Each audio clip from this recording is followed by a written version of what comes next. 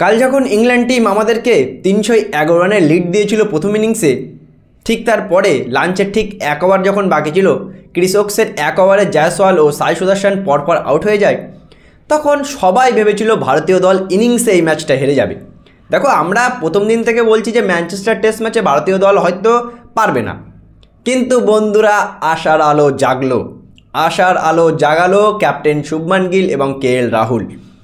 বন্ধুরা, কালকে ঠিক লাঞ্চের আগে যখন 1 ওভারে 2 উইকেট পড়ে যায়, তারপরে KL রাহুল ও শুভমান গিল এই দুজন প্লেয়ার মিলে কালকে প্রথমে দ্বিতীয় সেশন ব্যাটিং করলো, তারপরে তৃতীয় সেশন ব্যাটিং করলো এবং 174 রানের পার্টনারশিপে ভারতীয় দলের আশার আলো কিন্তু জাগালো।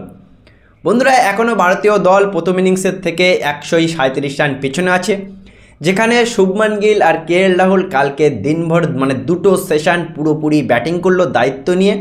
এবং আমরা এটা বলতেই পারি যে আজকে এই টেস্ট ম্যাচটার লাস্ট দিন, আর আজকে যদি ভারতীয় দল দুটো সেশন খেলতে পারে, দেখো এই টেস্ট ম্যাচটা ইংল্যান্ডের জেতার চান্স বেশি থাকতে পারে, সম্ভাবনাটা কিন্তু ভারতেরও কম না। ভারত এই টেস্ট ম্যাচটা ড্র করাতে পারে। ভারত যদি এই টেস্ট ম্যাচটা ড্র করাতে পারে, তাহলে কিন্তু ভারতীয় টিমের জন্য এই টেস্ট ম্যাচটা জয় হিসেবে দেখা হবে। তার কারণ 311 রানের বিশাল লিড ইংল্যান্ড নিয়েছিল। এই লিডটা সামলিয়ে ভারতীয় দল যদি এই টেস্ট ম্যাচের আজকের লাস্ট দিনের প্রথম সেশন এবং দ্বিতীয় সেশন ব্যাটিং করতে পারে, KL রাহুল ও শুভমান গিল যদি আরও কালকের মতো 2 সেশন ব্যাটিং করতে পারে না, তাহলে বন্ধুরা কেল্লাফতে এই টেস্ট ম্যাচটা আমরা ড্র করাতে পারবো। এই টেস্ট ম্যাচটা আমরা ড্র করালেই কিন্তু বন্ধুরা আমাদের জয় হবে, আমাদের অনেক ভালো হবে।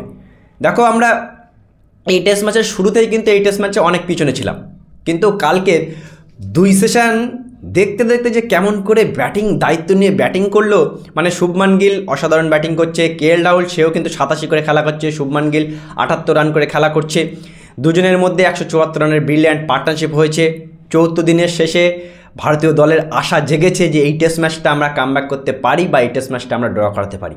আজকে 4র্থ টেস্ট ম্যাচের 5ম দিনে একটাই টার্গেট থাকবে যে শুভমান গিল আর KL রাহুল যেন কালকের মতোই ব্যাটিং করে, বা তারা যেন এই টেস্ট ম্যাচের প্রথম 2 সেশন যদি খেলতে পারে, তাহলে কেল্লাফতে। বন্ধুরা, শুভমান গিল ও KL রাহুল কি পারবে বন্ধুরা এই টেস্ট ম্যাচটা বাঁচাতে? ভারতীয় দলের জন্য ডু অর ডাই টেস্ট ম্যাচটা যদি ড্র করাতে পারে, এটা কিন্তু আমাদের জন্য জয় হিসেবে দেখা হবে। তোমাদের কি মনে হয় বন্ধুরা, ভারতীয় দলকে এই টেস্ট ম্যাচটা ড্র করতে পারবে? সেই ক্ষমতা কি ভারতীয় ব্যাটসম্যানদের আছে, না 5ম দিনে ইংল্যান্ড আমাদেরকে হারিয়ে দিয়ে তারা সিরিজটা জিতে যাবে? তোমাদের মতামত অবশ্যই জানাবে কমেন্ট সেকশনে। ভিডিওটি ভালো লাগলে শেয়ার করবে, ভিডিওটা চ্যানেলটা সাবস্ক্রাইব করবে।